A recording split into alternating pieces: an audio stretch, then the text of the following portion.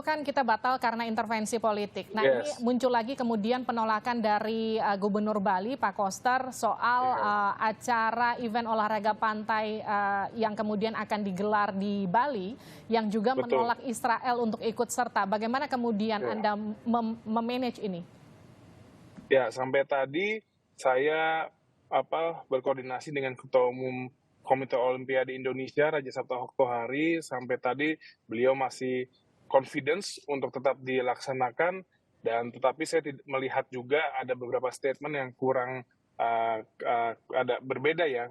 Jadi saya akan coba mendudukkan antara pihak Gubernur Bali dengan pihak Kemlu. Jadi ini harus diselaraskan, duduk bersama dan kita cari titik temu dan solusinya, Mbak.